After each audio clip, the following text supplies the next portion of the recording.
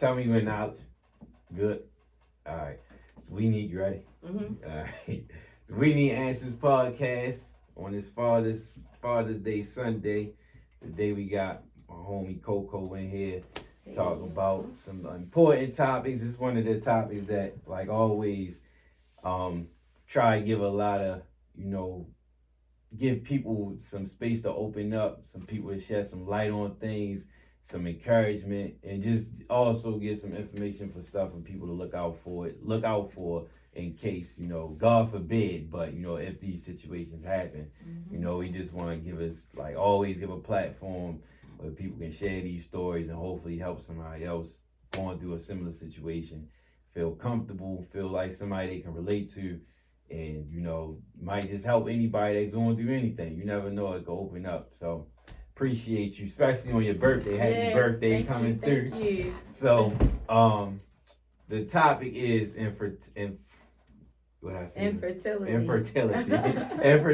So we can start by just telling I guess sharing your story, like when you found out you was pregnant from the jump and all that. So we can go in like that. All right. So actually, like 2014, I had got pregnant in December, and I ended up having a miscarriage. So I went to the doctors. They told me that they didn't know what the cause of it was. They referred me to a fertility specialist, right? Okay. When I got there, they told me that I had something that was called mycoplasma, which is like a bacterial infection. Women pH levels be off. It's really weird. But your regular doctor doesn't check for that. Okay. So that made me feel like, dang, they said a lot of women have it, but it doesn't affect every woman the same type of way. Okay. So they were like, we want to do this procedure called an HSG, where they kind of like put iodine and make it come through your tubes to see if your tubes are opened or closed. Mine both were open, but they were like, they saw like some gathering at the bottom, and they wanted to do a surgery. I really wasn't ready for a surgery, honestly. So then like the next year, I got pregnant again, and had another miscarriage. So I'm like, okay, something clearly is not right. But I still was not in a space mentally to have a surgery. I never been under anesthesia. I never did any of those things. So I think it kind of made me feel like, I'm a woman. As a woman, you're supposed to be able to have a child. Right. That's just like normal, right? Right. So I didn't do it. And so then me and my husband at the time, we were like not trying, but we wasn't trying, but we wasn't not trying at the same time. Like, but we knew we wasn't right. Okay. We knew that for a fact that, all right, we not using any type of protection, so it should have happened by now. It was like a year and a half later. Come on, you're doing it, a few times. Something gotta come out of it. So I'm like, okay, you know what now? All right. At this time, I'm 28. I'm like, I really need to figure out what's going on because something is clearly not right, right? Yeah. So, as a matter of fact, it's this lady at my job. She actually went through the same process. She ended up having triplets. Crazy. She referred me to this doctor out of Union Memorial, Dr. Berger. He's amazing, absolutely amazing. Went there, first few cycles, he's like, listen, I'm gonna do an HSG again, the same procedure. Did the HSG. He like, one of your tubes, it actually does show like some more gathering. It looks worse than it did before. So something is clearly growing, right? So he like, you have to get the surgery. That's the only way. Because I don't want to start any type of procedures with you and then you end up losing another child. Because I know that it's starting to become devastating. Now that you know that it's actually a problem, what are you going to do about it? So I got the surgery. Real quick, it was called a laparoscopy, right? Outpatient. I was in there for maybe like an hour and a half, got the surgery. Right before I went in, he said, if your tubes are super bad, I'm taking your tubes out. We never had discussed that prior to that. So I'm really sad. Like, I don't want my tubes to be gone. Once again, it's the pride of feeling like you're not going to be a woman anymore. So that's like having your tubes tied. Right. Taking them out? Yeah, taking them out, but they gone. So you can't get them untied.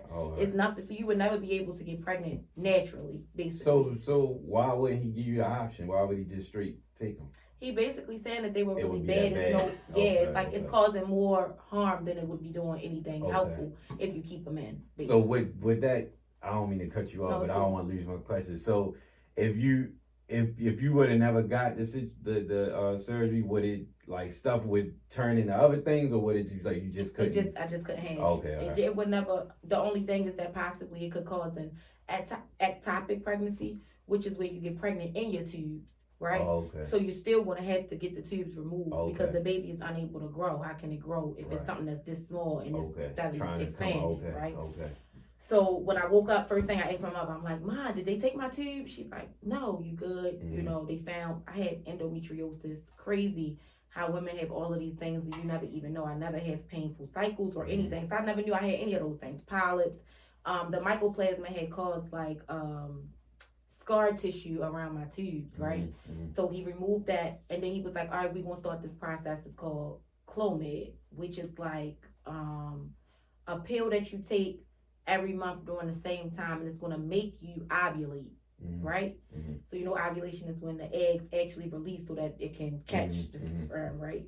So my body was having anovulatory cycles. So basically, I was feeling like I was ovulating. It would come up on an ovulation kit that I was ovulating, but no eggs were being released the entire time. So basically, it's like 1 month out of 4, an egg is released. When every month an egg is actually supposed to be released. So I'm really like going against the odds, honestly. You only got 3 or 4 days to get pregnant out of each month anyway. But for the fact of the matter is that I wasn't even releasing the egg, so the times that it was, I don't even know for sure if something was coming out. So he give us Clomid, and then you have to do like timed intercourse. So say you get Clomid on a Monday, he gonna say, all right, your egg gonna release on a Thursday. You have to have sex during these. Okay, so times. It's more scheduled. Yes. Okay. Which is crazy because like the time and all that, or the day, yeah, just the day, the time. So like, say for instance, you gotta have sex between 6 and 10. Damn. Okay. And then after that, you gotta do this. You gotta do this. You gotta put your feet up. All this crazy stuff, and it's like, you know, it then started to become like a task because it's like, oh, I can't be out, y'all. I gotta go in the house because I'm out. You know what I mean? It wasn't more natural. Right, like right. Yeah. And you know how hard it is to like kind of force stuff like that. Yeah. You wanted to be like, ready and all that. Right, right. So I did that for 2 cycles, 3 cycles. The third cycle, I actually got pregnant again, and then I had something that was considered as a chemical pregnancy. So me being me, I'm an overthinker. I always so quick, like jumping straight into it. I straight start taking tests. The day that it said I could take the test. My doctor kept saying, wait it out. Oh, pregnancy test. Right. Okay, I was straight start taking the pregnancy test. Found out I was pregnant. Go to the doctors. He told me like, your levels are not increasing. Your HCG levels are increasing. So basically the baby, they connected, but it didn't implant. So I had another basically miscarriage. A chemical pregnancy is just a very early on miscarriage. So had I not been tested, if I would have tested at the time I was supposed to test, I would have never got a positive pregnancy test, basically, because it would have dissolved itself, right? So before you go on, what does this do to you mentally? Like how you? Yo, mine everywhere. You see everybody pregnant. Yeah. You know, it's women out here that honestly like super fertile, can lay down and be like, oh, I'm having a baby, or you know, you just see it kind of gets you to a point where as though I'm not a jealous person, but it puts you in a space where it's like, damn, like, you know, what I'm doing wrong. Right. How everybody can have a baby, I can't have no baby, you know, like, and then you want to be happy for your friends that are in those spaces, but you really hurt. It's hard for you to go to baby showers. It's hard for you to go to birthday parties, all of those things, right? Okay. And it's crazy because I never really wanted to be a mother, honestly. It wasn't until I got in a relationship with my husband that it was like, yo, you know, this is something that I'm interested in doing now because I saw an idea of a family, right? Okay. But it takes a toll, like mentally, physically. Depressing. You be depressed. What? Depressed. You don't want to do nothing. You know, then you turn to the wrong stuff. I'm drinking. Like I felt like I was like losing myself in regards to like work. I'm real, you know. Your focus was off. Yeah, everything. I take my job real serious. Like so all of those little things was starting to become a burden, and that's why I was like, you know what? All right, enough is enough. I really need to figure out like what's going on. Yeah. So when we did the Clomid, I had the chemical pregnancy. I was depressed for like a month and a half because I'm like, yo, here we go again. You know, this is my 3rd miscarriage in a matter of 3 years. You know what I mean? I know somebody that had 3 babies in 3 years. You feel me? Like, it's like, damn. Right. And then those days roll around. It's like, damn, my child would have been this age. Or it would have been this age. Or he would have been, you know. And so he told me that we could do something that's called IUI, which is where they actually let you take the Clomid, they let the egg release, but then they take your partner's sperm and insert it into you at the time that you're supposed to have your egg released, right? So But then I was like, all right, well, he was like, but I'm not going to do that. I'm going to refer you to a fertility clinic. So another one. So I'm like, okay, cool. This was the fertility center of Maryland. It was the Towson location. So I went there the first time. You know, they get to sitting down. They going over the numbers. I'm like, yo, what? The cost? $20,000? This shit crazy to have a baby. Like, yeah, and that's free when you're doing it. When you're doing it right. Yeah, 20,000. Yeah. That's just the procedure. Your medication, like another 11.5. Like, damn. Oh wow, this is crazy, right? And kids already expensive. So you're really spending money to get a lifetime expense in real life, right? Yeah, that's crazy. That's real crazy. So it was so crazy because even though I work for the federal government, Steven works for Baltimore County, and just so happened because if you're a state employee, the government, Maryland is a state that covers for infertility up to 90%. Oh, okay. So I was able to jump on his insurance. You found out once this happened? Okay. Right. So that's good. That's news for people who don't know. They Absolutely, might not know that. Okay. Right? So a lot of people, what I found out was that I'm like in some infertility groups, like on Facebook and stuff. A lot of people, like Starbucks, will pay for 100%, right? Okay. A lot of people that work for like the government and stuff, who jobs don't offer, because my job only offered up to 50%. Okay. They'll get like a part-time job at like Target just or so Starbucks, just so that they can have the insurance so it'll cover for it, basically. Because if not, you really coming out your pocket. We ended up spending like $4,000 altogether. Okay. After the insurance kicked in. That's fair. Which was perfect because I'm like, I'm not trying to spend. I mean, honestly, if it had came down to it, I would have did it on the trip and be wanting to try definitely so understand, bad. but that's a lot of money though. That's a lot of money. Out. So that ain't no shit that you like, damn, like I gotta kick this out right now. So and that's impulsive too. Like if you do got it, it's like let me pay it now, but then it's like, damn, like I just that's did that. Right. Yeah, so. And then what if it don't work? Right, okay. So it's a chance. It's a chance that it doesn't work. And no refunds. No refunds. You're gonna pay for another cycle, right? That's tough. So when I found out the insurance covered it, I said, well, look, we just going to go to the most aggressive step, which is then in vitro. That's the next one. So it's Clomid, then it's IUI, then it's in vitro. So in vitro is basically like they going to I had to shoot myself up every day for real for like, it's supposed to be 14 days. My body took it very well, so I did 8 days. Where they make the eggs grow. So instead of one egg being released, you basically like got maybe like 30 eggs at a time. Oh, okay. So you super bloated, right? They put me on birth control first to like regulate my cycle. Then they started making me do the stems. That's what it's called, stemming. Stem. And then I had to go to the doctors every morning at 8:30. How does the stem work? What you got to do? A needle. So it's the medication. You're going to take some of the syringes are already pre-filled. And then some of them you got to like draw it up yourself and really stick yourself. Your stomach, your leg, your butt. It's crazy. Oh, like. Yeah. Oh, dang. Same time every day though. Once again. But then you gotta go to the doctors every morning. It's at the doctors every morning so that they could check my blood work every day. Check to see how large the follicles, which were the eggs are inside of the follicles, basically.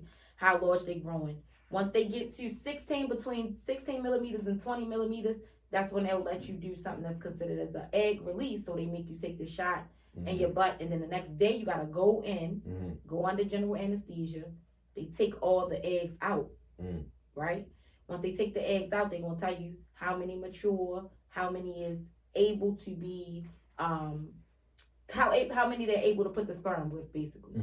So at the time when I was doing my procedure, they was getting a sperm sample from him. And then they put them all together. And then they really grow it in the lab. Oh, shit. Shit crazy. How you feel about that, though? Like, do it make you think, like, what the hell? Yeah, what could they be doing? I said like that. Yeah, everything. And then the whole process is like this one thing I'll say is that if you are an overthinker going through any type of these procedures or processes, you drive yourself crazy. Don't get on Instagram. Don't get on Facebook, those little posts, those groups. Don't Google stuff because you see like some women, and you know everybody's body is different. Yeah. Right? So you see some women like, oh my gosh, they got 10 eggs and none of them survived.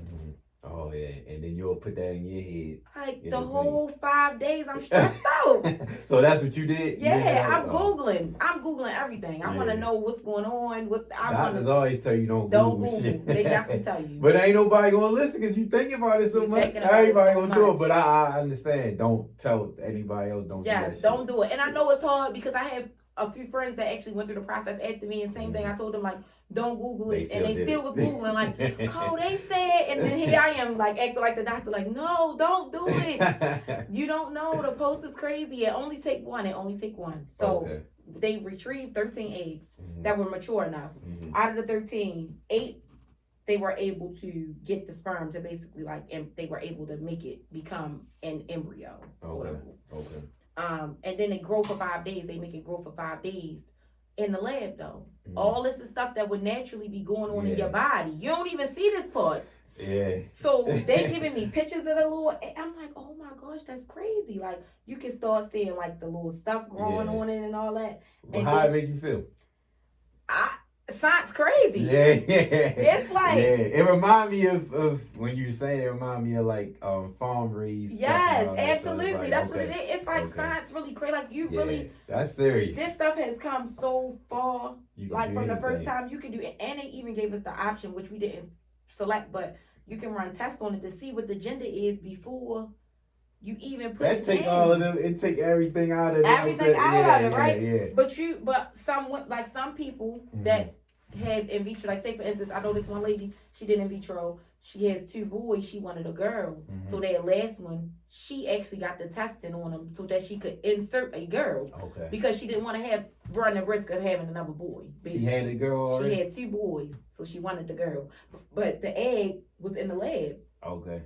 So they checked it. They did the little and then another thing is like some older women, they do testing on it to make sure that the child won't have like Down syndrome. Okay. Because sometimes your eggs are tainted at that point once you get older, right? They're not as healthy as they would be as somebody that's 25. Every year your body is shedding. You only get a certain amount of eggs and you get that at birth.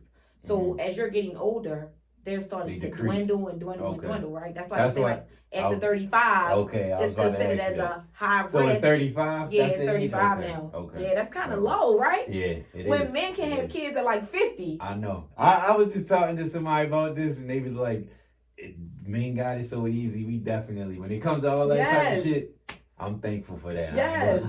You could be like, look, I ain't ready to have no kids at 45. Let me just go ahead. Just that whole, everything you just explained though, just like that whole, like women's bodies is just, they move differently than the men. Like, it's a lot. But go ahead though. I ain't even cut you off. No. So we did the eggs. They gave us 5 days. They called and said, all of them looked good. They wanted to put one back in. So basically, you have the option to choose 1 or 2. But because I was young, right, they were saying that it could possibly split, and I could have twins or I could have triplets, and I wasn't really ready for that in real life. So I was like, no, we're going to do 1, and this one don't work. We got some other ones over here saved that they freeze, right? Pay $1,200 a year. They freeze them for you or whatever. They still froze. We got 4 frozen right now. Okay. You freeze them, and then if I ever want to go through the process again, I just take 1 frozen. I don't have to worry about sticking myself every day, going through the whole entire thing. It's like a shortened amount of time. So put it back in. They show you laying down. They straight like it's crazy, like a tube. Take it out, put it in. All right, go home. That's simple. I'm like, it's gonna fall out. Like, and what how I know? No, how I know what to do? It automatically knows what to do. It's straight go and implant. Wow, that's crazy, yo. That's crazy. That's crazy. Super crazy. Then 2 weeks. They tell you wait 2 weeks. You gotta take like my lining and my cervix was thin, so I had to take these pills, progesterone pills, every day. Disgusting, yo. They were disgusting. And do a shot in my butt every day. Needle like this long, like crazy. Damn. But every day. And then in 2 weeks. For how long? For 2 weeks. Okay. And then in 2 weeks, they told me come back. They told me don't take no pregnancy test. You did it anyway. Of course. I took like 60 of them. I promise you. I ordered the little strips off Amazon, yo. I was taking them back to back to back. I couldn't believe it. I'm like, oh my God, I'm pregnant. Like, what's going on? I'm happy. I'm pumped. I'm at work taking tests. It was sick. Like, I'm trying to keep it a secret because I know my mother like, don't do it. Right. He like, don't do it. My friend's like, just listen. Man, I got a whole like collage, like a test, yo. It was crazy. It was super crazy. So during this time, you were saying like you wasn't focused at work before. With this going on, was you able to focus more since it was going somewhere, or was you still like I'm thinking about this? No, I think about that all the time, and then more so like when you start doing the stems, your hormones change so much. So I was so moody. Okay. Like that's the scary part. That I was in a position at my job, at the position that I was in at the time, I was basically like mentoring new trainees that came in. So like doing all the, like helping them with their cases and stuff in the learn, this thing we call it the Learning Center. I had 4 of them. I really had to sit them down. They were all women. Like, listen, y'all, I just want y'all to know, y'all come to my desk and I'm on some shit. Man. I don't want y'all to be like, Coco, what's some hood shit today? This is what I'm going just through. Be like, listen, this is what I'm going through. You're going through in vitro right now. I'm taking shots every night. I'm super bloated. I'm super crampy. I'm tired. My body just feel like I'm outside of my body for real. Okay. It make you feel like you're pregnant before you even pregnant, honestly. Okay. I'm hungry all day long. Like, don't want to be bothered. So I just had to give them like a heads up. Okay. They understood. Good. Yeah, they understood. Cool. Talked to my manager about it. She understood. And then I actually got a promotion and became a manager when I was pregnant. So I had to kind of do that same spiel with them. But now it's like, it's really because I'm pregnant, right? I need y'all to know this going to be a little minute. Like, I be feeling it. But my staff was amazing, like bringing me hella snacks, every day, breakfast, lunch. Like, you hungry? You and the baby all right? So, like, so boom. So that's what's up. So they put it back in. 2 weeks later, I found out I was really pregnant. And then they gotta check. You still gotta go. It's never over. You gotta still go. They gotta check your blood work to make sure your levels increasing. To make sure you don't have another miscarriage where the child don't pass away.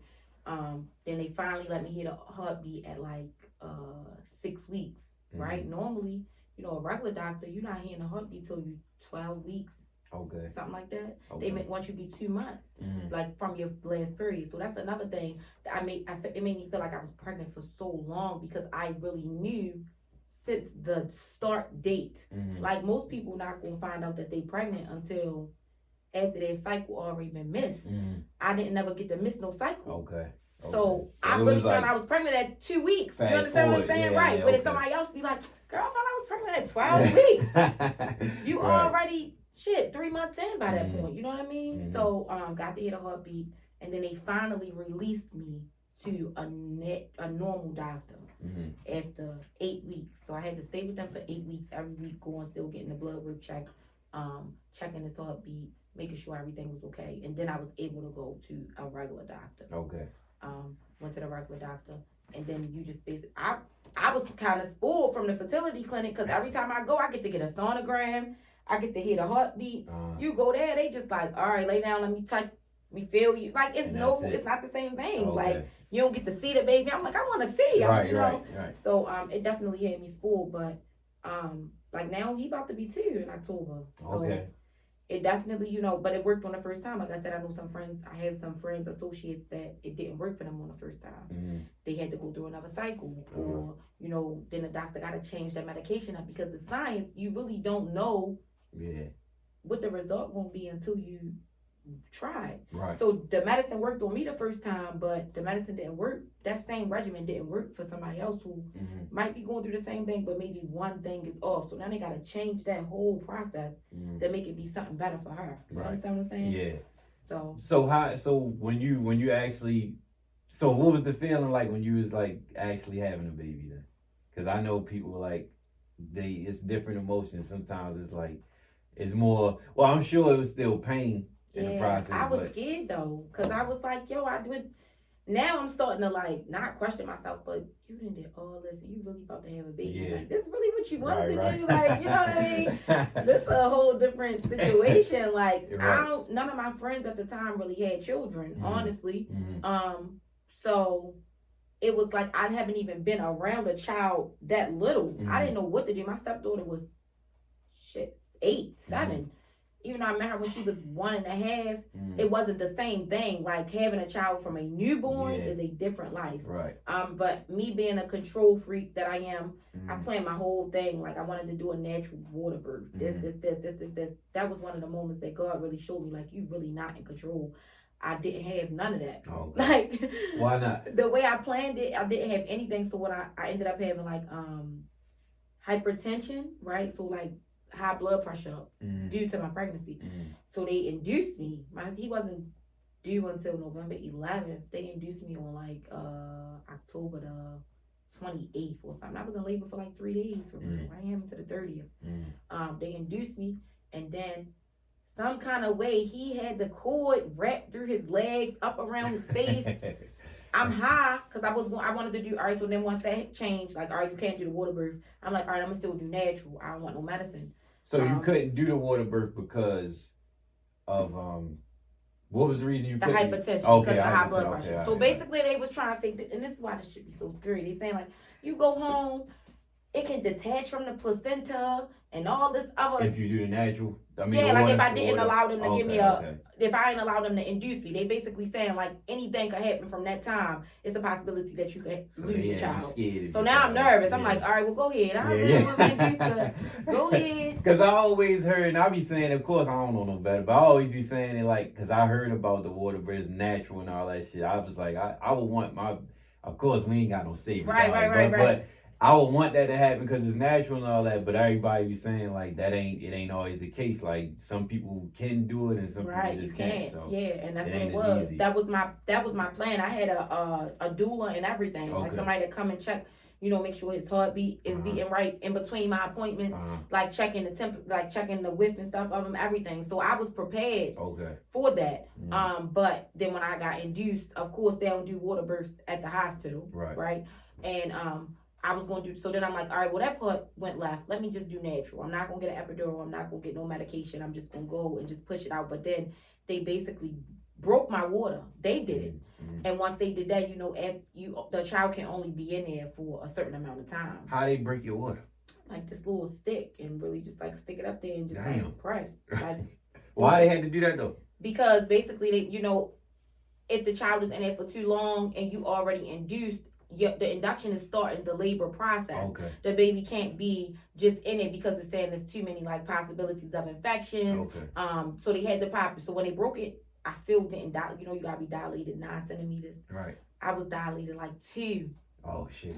So I had, and you gotta think it takes so long to get to the next one. Yeah. So I'm like, all right, well, I mean, shucks. Now I can't even do that. So let me just not take the medicine. But then it started getting crazy. He flatlined at one point. They kept turning me on my side. They was like, he flatlined. I heard him. I was high. I'm like, but I know that y'all just say he flatlined. So I ended up having to have a C-section, emergency C-section, which is crazy because that's so far away from what my initial date was, everything. But I feel like that was God's preparation for me to set me up to realize like motherhood is definitely not something that you can control every aspect of it. Like you have to let the reins go a little bit. So I had to see the silver lining because like even now it's no textbook to show me how to be a mother or what to do. You understand what I'm saying? Yeah, that's real. I had to really like take a step back. Like, listen, it clearly happened this way for a reason. Yeah, right. True. And that helped me in my life a lot, though. It made me realize there's a lot of stuff that I really don't have control over. Like you just kind of like let things go with the flow. That's real. Because it's always somebody else it's always somebody. God always has whatever plan He has in mind for you. So I really didn't have no say so. Right. It's a good life lesson. Yeah, definitely. Because I'm definitely like, planner, writing everything down, like organized. Oh no, the days, that went totally left. But. Yeah, that's serious. Yeah. So, how was your support when you was going through all this? Like even from back the very miscarriages and all that. Truth be told, like a lot of people don't understand. They don't get it. So like when I was telling my mother that we was about to start, she like, I don't think you should do that because you already got pregnant naturally before. You're going to be able to get pregnant. Just give it some time. Just pray about it. Just da-da-da-da. Typical older person response. You saying all this stuff. And that was crazy because it was like so many, everybody in my family has children except at the time me and my little sister. So in their mind, and they had multiple kids. Okay. Nobody else ever had to go through that. Yeah. So in their mind, they like, this is dumb. Like, I don't think that's, you should let God just do it. If it's meant to be, it's going to be. If it's not meant, it's not going to be. Like a million things. It's really like, okay, you have to support me. I had to really sit her down and have a conversation with her.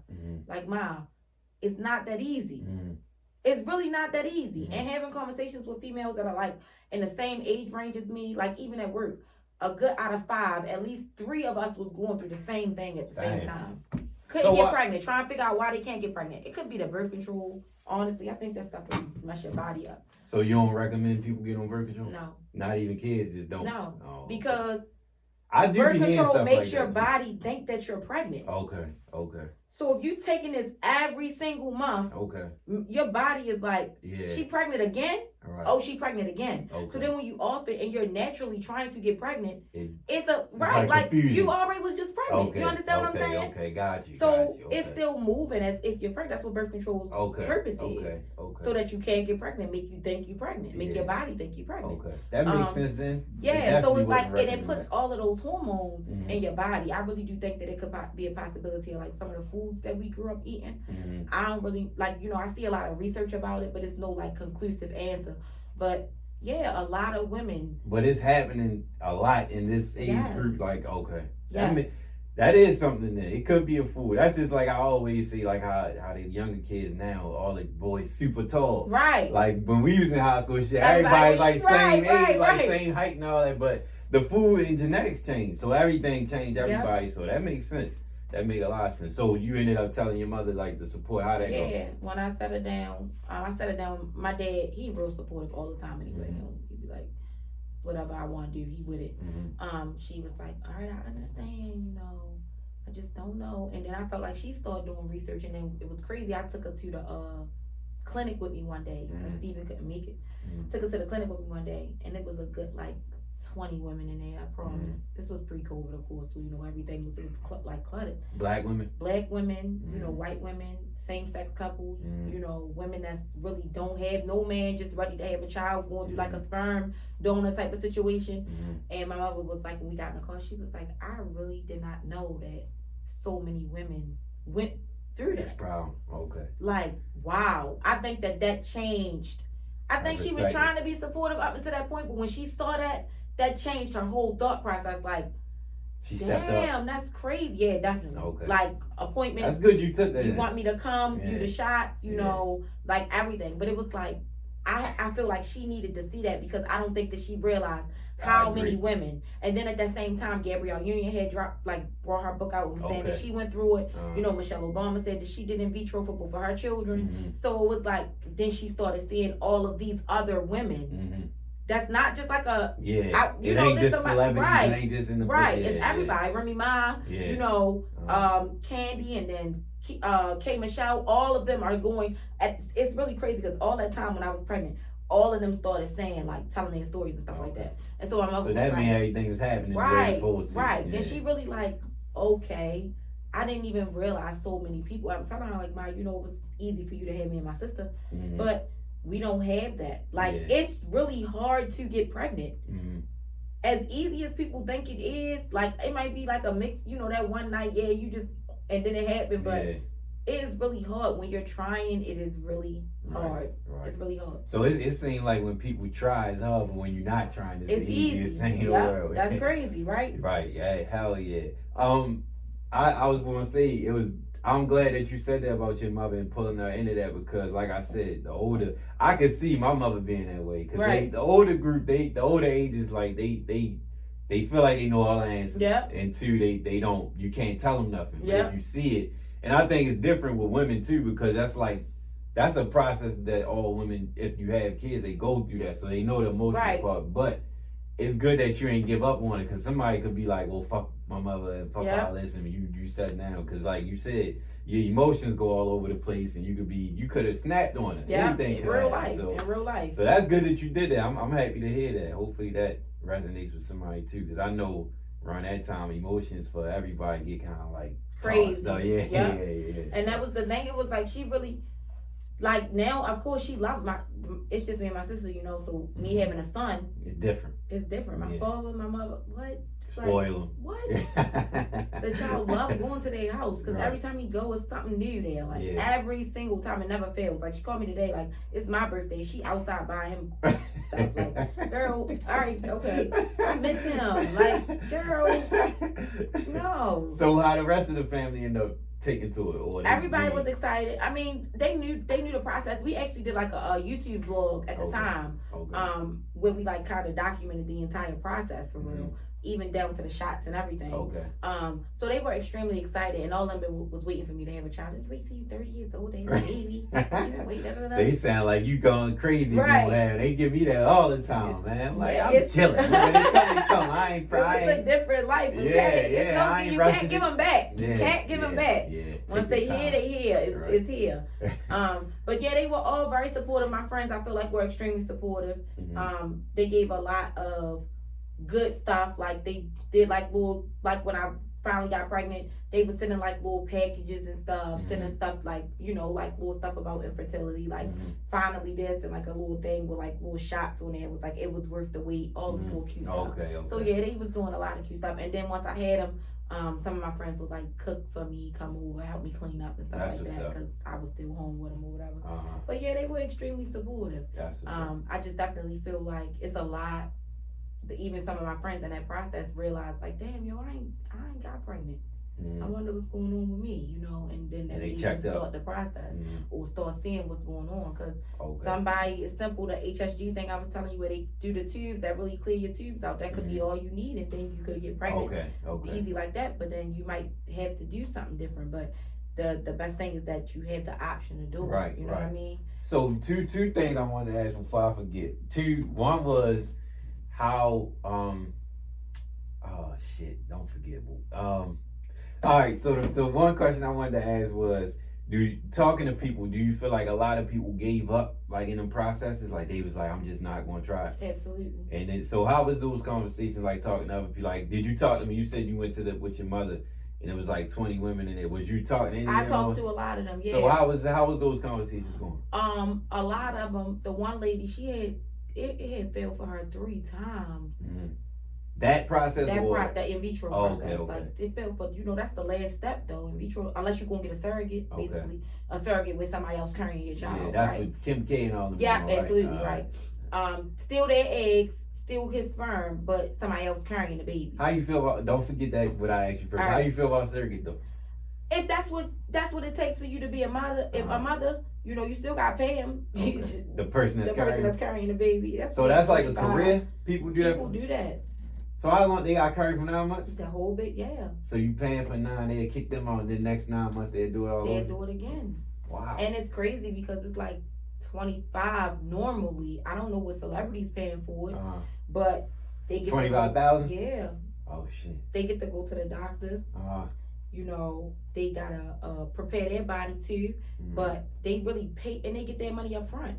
Oh shit. And so it's to the point where, as though, say for instance, you pregnant and you a surrogate and you lose the baby, you already got the money. Oh damn. So the baby just miscarried, but that's not your egg. You understand what I'm saying? You still got the money. That's your money. Is that a process with where you went, or that's something you got to no, that's the same place. So they'll set you up. They'll set you up with that too. Oh, okay. Yep. Wow. Oh, all right. That's crazy. But so when they do that, does any of them get into the baby, or is just we just carried it? Yeah. No, none of them get into the baby. They just carrying it. Okay. And it really is to the point where, as though, I think that's super hard, honestly. I don't know if that's something that I would be able to personally do, because I feel like if you've experienced pregnancy and you feel about something growing in you, I don't think you're going to be able to detach that easily. Right. But for those people that it's their job, they can do it. Yeah, they give the baby come out and go straight to the mother. Don't even go to you. You go home. Right. That's emotional. Go in the house pregnant and come home with no baby. So you think, is it emotional attachment, or they just don't have, like, they just ain't built like that? I would suppose that you would still be emotionally attached. Because there's no way. Because as a woman, you already feeling it. You understand what I'm saying? But I mean, I guess keeping in hindsight, like, this really not your baby. You gotta keep reminding yourself. And I'm pretty sure that the mothers will keep coming back, like, what's going on with my child today? You understand what I'm saying? What's going on? How they feeling? What they doing? I want to get one of them on here. I definitely want to see what's up with that. But going back to the original question was talking the to women. A lot of people give up. A lot of people give up. A lot of people give up, and a lot of people are afraid to even see if it's something wrong. 30 years old, never been pregnant ever, and then you know for a fact you done dipped and dabbed this some shit. It's a possibility. It's been some slip ups. You don't take no Plan B's. Plan B's wasn't out when we was young. So Or like, you know. Yeah. Ain't nothing happened yet. Come on. Yeah. You know, at some point. Now your timing might be off every time, but come on, baby. Right. That's what I was telling her. I'm like, no, sis, you should probably go see because, and truth be told, there was something going on. Okay. It could be something so simple. You know what I mean? But it's something going on because naturally, like I said, as a woman, you having sex around those times, especially if you planning it or whatever, or even if it's a slip up, you're bound to be pregnant at some point. Right? Yeah. So a lot of women don't want to know, and I get it because that was me. It's like I am a woman. It's scary. How can I do everything else, but I can't have a child? Right. That makes you feel like less of a woman. Yeah. Honestly, you can have a million things going for yourself. It be and that's I've met so many women, like even at my job, older women that are extremely successful, like crazy, and don't have children. And never put their pride to the side to go see why they couldn't, and now it's to the point where it's though. Did they do that when you did it? No, they don't. Like one of the ladies, she's 45. She not. She like chalking it up. Yeah, she said she might adopt, but just that simple. Like I felt like, I got degrees. I'm successful. I got all this going on. I want a child. Yeah. And how is it that I can't have a child? It just really makes you feel like for real. Like only thing you should be able to do that you can't do is be a child. It's a crazy feeling. Yeah, that's tough.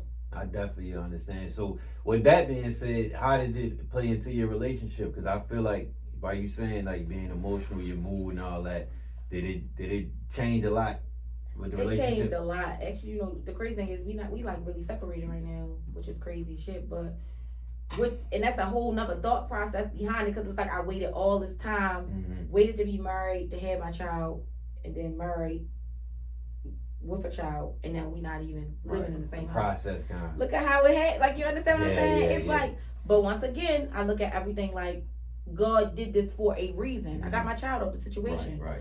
So who knows what our future looks like, right? But at least I was able to get my son. Because truth be told, without his insurance, it wouldn't have. It wouldn't have never happened. Okay. So it happened for a reason. Yeah. But during the process, he was extremely supportive. I feel as though. But once a baby comes into play in a household where you so used to it just being y'all two, my stepdaughter we do like half and half with her mother, so it's not like a everyday there, and then your whole life shifts because now you have a baby that you have to tend to 24/7, and we so used to up, gone, we here, we there, we couldn't do that no more. My entire energy, everything about my focus, everything shifted. Like I was so.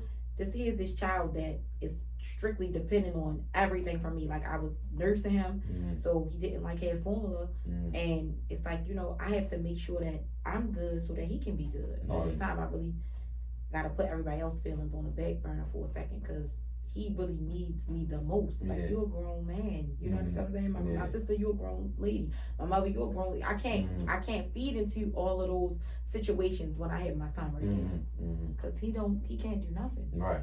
So yeah. So it changed a lot of every relationship. I see how they say babies make you always be wondering, like people be so in love and just like happy, and then the baby coming and be like, damn, what happened? Damn. It takes a lot. I think it takes two very mature individuals to be able to kind of like maneuver through those spaces, because you got to think about it. For 9 months, you already down because you're pregnant. That's changing. Right. And then once the baby come, you're going to at least be another year, at least a year, until, like my son is beginning, he got some independence now. He do his own thing for real. I really kind of let him do it too. Honestly, I don't be fussing about it. Like, if he ain't hurting, bleeding, go ahead, do your thing, baby. That's how it is. Now I'm working from home, he home. I let him do what he want. Okay. But that still is, I still gotta breakfast, lunch, dinner every day. That shift everything about your whole everything. So niggas just gotta, I guess it depends on the guy. On a guy, yes. You gotta be able to accept you ain't gonna get all my attention. Yes, and super patient. But another thing I realized is what I was telling my friend, because we was pregnant at the same time, and she was having very similar concerns with her husband that I was feeling about mine. What I explained is that when you become pregnant, you're a mother immediately. Yeah. You feel everything. You sick, Okay. You sad, your emotions crazy. He kicking, she kicking. You feel that. Think about it. The man on the outside, he don't feel any of that. Right. Until like 30 weeks, 24 weeks, something true. like that, when the baby is finally able to like kick and he can touch. I was feeling him kicking me at 18 weeks, 19 weeks. He didn't feel it till 22, something like that. So all those weeks in between, I'm, oh my God, he don't. So think about how much of a detachment that already is. The connection. Yeah, you don't build that relationship with your child until your child is physically here. You understand what I'm saying? Okay. So then that also puts you in a space as a woman. You have to pay attention to those things as well. You can't just be selfish in a situation thinking like, you know, this man, he don't understand, but you don't understand his point of view either. True. He's excited to be a father, but at the same time, he don't have that connection with that child that you have. Okay. Until that child get here. That's a good statement. So now that my son older, I mean, his father got an amazing relationship, but he can't nurse him. Right. You know what I mean? So of course he gonna be super clingy, want to be underneath of me. I'm feeding him. Right. Okay. He can't put nothing to his breast and be like, here you go. You know. So that's why I say in regards to the maturity levels, you have to really put yourself in predicaments to kind of like take a step outside of the situation and look into what's actually going on around you, like a holistic perspective, right? Because it's like I'm feeling like this, but you sometimes get so caught up in how you feel and you don't even think about how the other person is feeling. Okay. And this is something that didn't happen until this wasn't right. Okay. This was after. So it's like, you know, it's like, okay, yeah, something and I think me going through it now, I can explain that to somebody else better. Like, because it's hard to explain that to your spouse in the moment. And a lot of people don't be trying to hear that either. No, they don't. They really don't. But a lot of people believe what they see, and that's what it is. That's what they gonna take it as. So, absolutely. Yeah, like you said, a mature person gotta see it from another lens. So that's definitely true. So what's this shit like? You know, I'm not a parent, but I pay attention to everything. So what's the shit that where it's like, you know, women become after they have a baby, they become postpartum. Yeah. You experienced that? It's real. I did. It's real. Yo, it's crazy. Like, you remember seeing yourself one way before you have a child, and then you had a baby, and it's like your whole everything is different. You feel me? It's so hard trying to get. And I just found out it's crazy because I'm really not big on like the surgery things or whatever the case may be. But I was telling my sister yesterday, I was researching some stuff, and it's basically like after you have a C-section, your body will never go back to that way. So you gotta get some type of surgery in order for you to at least feel like you look like yourself that you look like before you had the baby. But postpartum is real. Some women go through postpartum, they don't want nobody touching their kids. Some women go through postpartum, they don't want to touch their kids. So it's different. You gotta have a real good support system around you. How does that happen? Or like, what makes somebody get like that though? Just don't know what to do. Oh, okay. It's crazy. Like, you don't know what to do. You don't know what to do. The baby crying. They can't talk. What are you crying for? Okay. You hungry? You want to go to sleep? You're not getting no rest. You still got to try to maneuver. Like, you think I'm a wife. I'm a mother. Okay. I got to still cook. Just a lot on your plate. Yeah, my daughter in school. I got to help her with school. Still make sure dinner made. Still make sure the baby good. We had 2 dogs. I'm like, yo, this crazy. Like, this crazy. A lot of hats. Yeah, at one time. That's serious, man. I tip my hat to women, niggas. That's a lot. That's a lot. That's a ton, man. So what would you say, well, I guess you answered, I was about to say your biggest lesson, but I guess you say that God. The patience. Yeah, okay. Yeah, you know, I just wrote a book about that too. Shane Learns Patience. I don't have it yet. My son, I'm teaching him that. But patience? Yeah, Shane Learns Patience. It's a children's book I wrote. It's out now? Where on Amazon. On Amazon, Shane Learns Patience by Shacondra. It was illustrated by Brandon Perrier. It's like we doing a series of 5, so we got 4 more coming. Okay. But yeah, that was my thing. That's another thing. Children give you another sense of like ambition. Okay. Like, I knew I can't sit still anyway, but it make you be like, damn, what else can I do? Yeah. You know? Okay. I'm gonna make sure I plug that in the post too. Make sure you do that. So what would you say to anybody that's like going through like, I want to say going through like, ever been through a miscarriage and like, I guess somebody seeking, what should they do? Cause like, if they not motivated by this, like, or if they don't know nobody that, like you said, your friends, when you did it, they was like, they might not know nobody that did it. Or do you feel like some people go through it and don't say nothing to nobody? Absolutely. So what would you say to all these people? I would just say you're not the only one. Okay. You're not the only woman that's going through it. You're not the only woman that has suffered from a miscarriage. You're not the only woman that is not able to get pregnant. You're not the only woman that, you understand what I'm saying? Like, is feeling like down because you can't have a child. Like, reach out to somebody, talk to somebody, or go see a doctor. The thing about what a lot of women don't say it, you think about it. If you never say you went through in vitro when you pregnant, you just pregnant. You look like a pregnant woman the same way every other woman is pregnant. Okay. It's not no sign that say, oh, this is how I got pregnant, right? Yeah, don't nobody know unless you tell them. Okay. But that was the reason why I speak out about it so much, like real big, especially like Infertility Awareness Month, all that's in March, because I just feel like at the end of the day, it's so many women that don't talk about it, that's going through it, that needs a listening ear. Or just need a push. Like, you really want to be a mother the same way that you go after everything else in life? Right. Go after that too. Right, okay. Go after that too. Absolutely. You're not alone. So you recommend people not getting in them groups on Facebook and all that? Absolutely. don't get on the groups. Don't get it. Until after you Google, already passed don't Google, don't get in the groups until you have to pass that threshold where you know for a fact that you're healthy and all of that. Because the group's going to deter you. And that negative energy is going to start to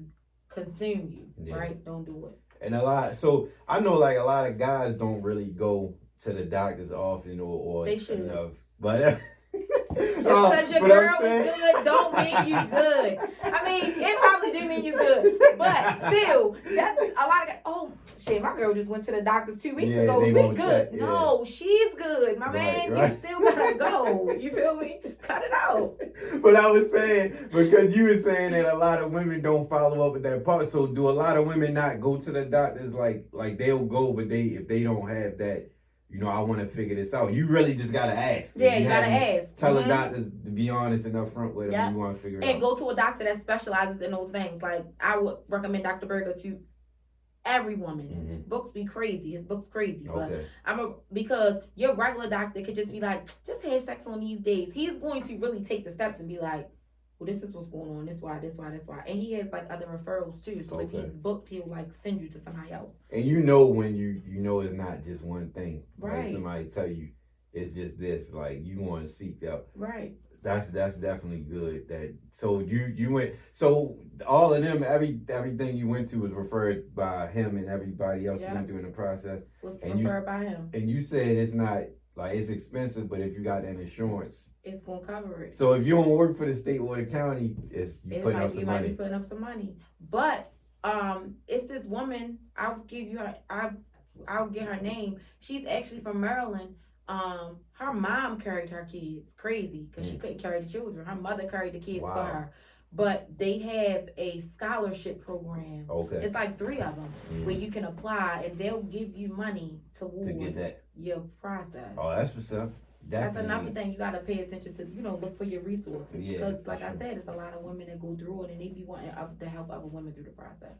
You feel like you want to do this like more in a bigger scale? Absolutely. You working on it? Yeah. That's I think you should. Absolutely. Like I don't know nobody personally that been through that or experienced that, but I'm sure, like you said, everybody ain't gonna handle it the same way that you handle it or the next person handle it. Like I feel like a lot of women would be like severely depressed or like hurt themselves or just think about themselves, period. And you made me think, I ain't gonna lie. When you saying about like not people doing it and then not getting pregnant, when I was like in college, a person I was involved, like I was shooting the thing up every day. Every time, and nothing ever happened. I used to be like, because I'm 2021. Right. I'm like, well, shit ain't happening. So I was thinking like, damn, so that's really something that people really need to. But then again, I don't know what she was going through or if she followed up on it either. Though, so, but it was just something that I. But your thought process probably like, damn, that ain't happening. And she probably like, damn, I still never got pregnant. Yeah. You understand what I'm saying? Yeah. In her mind, she probably like, yeah, something could be. And she ended up having 1 year later. Okay. But my thing was then I was like, yo, it was on, off, regular, all the time. And it never happened. I was like, I ain't never say nothing to her, but I feel like even in that part, like, communication will be important with partners. Absolutely. Because if a nigga, because you know how men think, they gonna think something like, they going to straight think negative, might try to go off on a girl or something, and then they be like, you like, I got this going on, but I never told you. And the nigga don't really be trying, like you said, maturity. Like, just how you think. A lot of niggas ain't gonna be trying to hear that, especially if you tell somebody else, yo, this happened. Oh, she lying. Like, that's what it is. She lying. Yeah, absolutely. So I think because they don't really be knowing. They don't really be knowing. Niggas don't know, and people don't know. Like you said, people don't be knowing either. Like, if you don't find out, you don't know. So I think that's one thing I learned about your whole conversation is that communication is key. But absolutely. I guess it's important knowing who you fucking with too, though. Yeah, that's if true. You, like you said, y'all was married and in a relationship, so you know, like, all right, we gonna have these talks. Right. When you just fucking around or dealing with somebody, it could be a whole nother story. Yeah. Crazy.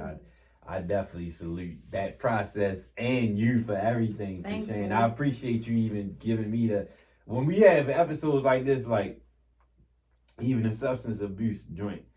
I feel special. Well, I'm happy that people willing to share this with me. Right. Let me use my platform. Like I told you, I can't go to somebody and say, hey, you want to talk about not having babies? That's like insult. So I don't want. But if somebody bring it to me, I feel special to have. So I appreciate you sharing that with me and the platform. And I hope anybody that hears this, like I hope it help anybody that's going through this, or you know somebody's going through this, share. And do you want to say anything else? Just stop asking. Last thing, right before we done. Stop asking women when they gonna have a baby, because you don't know how triggering that question is gonna be. Stop asking men too. That's true. Stop asking people first. It's Father's Day. Look, you thought you said everything worked. God made everything work. We had this conversation on Father's Day. Right. I ain't no father, but stop asking me when I'm having kids too. But no, seriously though. But like I feel you though. Like it's a triggering question. Okay. You never know. You never know what their situation is. Right. They might really be trying. True. And you asking them that could make them be depressed all over again. Okay, that's real. Because it's a realization that it haven't happened yet. Yeah. You understand what I'm saying? Yeah, and I hope any older people that hear this, because I talk about my family a lot, so I ain't going to sugarcoat it, but on here, I talk about them a lot. Like, like I had an episode with mothers raising boys. Okay. And it was about, like, two of my cousins was here, and my Keon baby mother was here. So they was talking about how me and my family talk about a lot how the older groups really don't be trying to hear nothing. Like, they think they got the answers, and like you said with your mother, like you showing her that, and like you said, they'll ask this shit about pregnancy and all this shit, and they don't care. Even if you tell them, they might not care. You're like, oh well, he'll be all right. Like it's like suck that shit up. That older generation, it's sad how they are about handling shit. They stuck in their ways. Yeah, it's very important. And like you said, all these processes are different. And you gotta change with the times. Like, it ain't gonna be the same way as back in the day. Like, if it happens, don't happen. We got options, and we want to have kids. Like, go for it. And and you made me. I'll say also, I look at it different because I used to always look at it like I remember when Kim Kardashian was having, and they was talking about how that shit happened. I was like, I definitely want my girl walking around like somebody else carrying my seed. But you know, you really want that, go for it. Yeah, absolutely. So, I agree. So, yeah. With that being said. Plug your book again. Shane Learns Patience. It's on Amazon. Kindle version, paperback version. Written by Shacondra Shorter, illustrated by Brandon Perrier. Make sure I send you the link. Yeah. And I'm going to definitely plug that. Please check it out. Check this out. Share it with somebody. And, you know, hopefully everybody, this helps somebody going through something, or just enjoy the content and just keep it in mind moving forward. Because I am. Yeah. Now that I'm asking, now that you said this, I don't be asking somebody when you're going to, but I definitely will not. That's right. Good. I'll respect it. And if anything moving forward, like, I respect it. But I will say, in closing, I say communication is key in everything. Yeah. Like you said, communicate with your doctors. Yeah. Communicate with your partners, whoever you with, even if it ain't about that pregnancy and all that shit. Right, so, just period. Yeah, it's important. It's super important. So, we can't help each other if we don't share it. Absolutely. And that's another reason that I like to have these type of episodes, because like somebody that might be going through this, or know somebody that might not have said nothing to nobody, and you might not know what to do next, or you might not know where to go, or you might just internally feel like, I'm a fucked up person, I can't do it. Right. You go for it. So I salute you. Yeah, thanks. Thank you Thanks again. for the opportunity. No, thank you. And if we necessary, like we supposed to ask somebody else if any part two, anything, keep it moving. Got it. And like we always say, please subscribe to the podcast and the podcast apps and the YouTube, all that. Check it out. And I definitely want to follow up on this. Okay, we'll do this cool. some point do it again. Good. All right. And we out. We need answers podcast. All right.